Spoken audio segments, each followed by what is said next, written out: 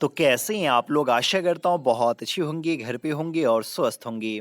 तो आज इस वीडियो में मैं Bihar board class 12th English 100 marks के एक बहुत ही इम्पोर्टेंट समरी को लेकर के आया हूँ, जो 2021 बोर्ड एग्जाम के लिए बहुत ही इम्पोर्टेंट है। जिस समरी का नाम है एन.ए.पी. टाफ और ये जो चैप्टर लिखा गया हुआ है वाल्टर डिलामेयर के द्वारा। अगर आप 2021 में एग्जाम दे रहे हैं या देने वाले हैं तो प्लीज़ इस समरी को अच्छे से याद ही कर लीजिए, क्योंकि बहुत ही ज़्यादा संभावना है कि 2021 में ये समरी जो है सो पूछा जाएगा। तो चलिए हम लोग इसके समरी को समझते हैं, जानते हैं और बहुत ही ईज़ी लैंग्वेज में मैं इस समरी को तैयार किया हूँ और बोर्ड एग्ज़ाम में जो वर्ड लिमिट होता है उस वर्ड लिमिट का ख्याल रखते हुए इस समरी को तैयार किया हूँ। अगर 2021 में अगर ये समरी पूछ दे तो आप बेधड़क जो है सो इस समरी को लिख सकते हैं। तो चलिए समझते हैं समरी को line by line. An epitaph is written by Walter de la Mare. An epitaph is a tomb of dead body. An epitaph जो है वो वाल्टर डिलामेयर के द्वारा लिखा गया हुआ है और एपिटाफ जो है एक डेड बॉडी का क्या है, टॉम्ब है, मकबरा है। Where lies a beautiful lady, जहाँ पे एक बहुत ही खूबसूरत लेडी जो है सो लेटी हुई है, आराम फरमा रही है।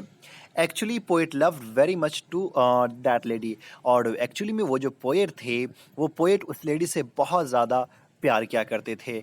आगे समझाने से पहले मैं आपको एक बात बता दूं कि अगर आप 2021 बोर्ड एग्जाम की तैयारी कर रहे हैं तो मैं आपके लिए इंग्लिश 100 मार्क्स का स्टडी मटेरियल तैयार कर दिया हूं, जिसकी बदौलत आप घर पे बैठे बैठे आराम से अच्छे से तैयारी कर करके बोर्ड एग्जाम में अच्छा खासा नंबर ला सकते हैं। और ये पूरे फुल कोर्स का PDF होगा। इसमें आपको रेनवो, स्टोरी ऑफ इंग्लिश और साथ में ग्रामर का PDF मिलने वाला है, जिसमें objective, short question answer, summary और लाइन एक्सप्लेनेशन मिलने वाला है। अगर इस PDF को आप खरीदना चाहते हैं तो इसके लिए आपको 100 रुपीज़ पे करना होगा।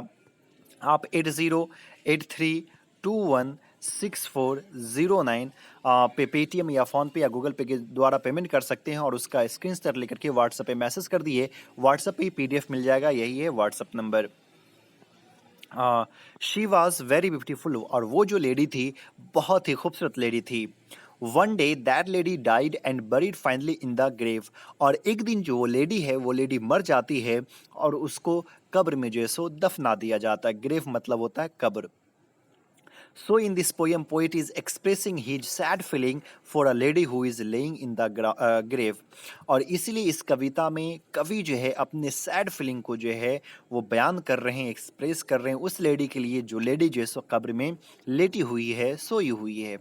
The poet goes to the tomb which was made in the memory of that lady. Poet जो है सो उस टॉम के पास जाते हैं जो टॉम उस लेडी की याद में जो है सो बनाया गया हुआ था। He weeps there bitterly and thinks who will remember her after his death। और वहाँ पे वो जाते हैं और बहुत ही बुरी तरह से रोते हैं और सोचते हैं कि पोएट को मरने के बाद उस लेडी को कौन याद करेगा जो लेडी आज मर चुकी है और कब्र के अंदर लेटी हुई है।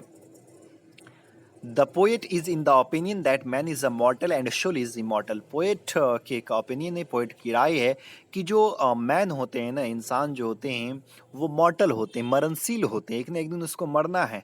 लेकिन जो आत्मा होती है वो अमरणशील है, वो कभी मरती नहीं है, वो इमॉर्टल है। Poet says body falls down into pieces but soul changes the other new body to live।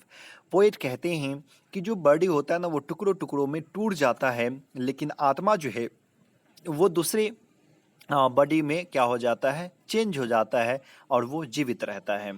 The poet says whoever comes on the earth must die. Poet कहते हैं कि जो कोई भी इस धरती पे आया है उसे एक न एक दिन मरना है, but their fame remains permanently in the universe. लेकिन उसकी जो प्रसिद्धि है, उसका जो फेम है, उसका जो यश है वो हमेशा हमेशा के लिए इस यूनिवर्स में बना रहेगा। तो ये आपको शॉर्ट समरी था इन एपिटाफ का। अगर बोर्ड एग्जाम में अगर समरी आपको पूछ दे तो बेधड़क आप इस समरी को लिख सकते हैं। उम्मीद करता हूँ ये वीडियो आपको अच्छा लगा होगा। अगर अच्छा लगा तो प्लीज़ लाइक कीजिए, ज़्यादा से ज़्यादा शेयर कीजिए और हमारे चैनल पर अगर पहली बार आए तो प्लीज़ चैनल को सब्सक्राइब कीजिए। फिर मिलता है अगले वीडियो में, तब तक के लिए बाय।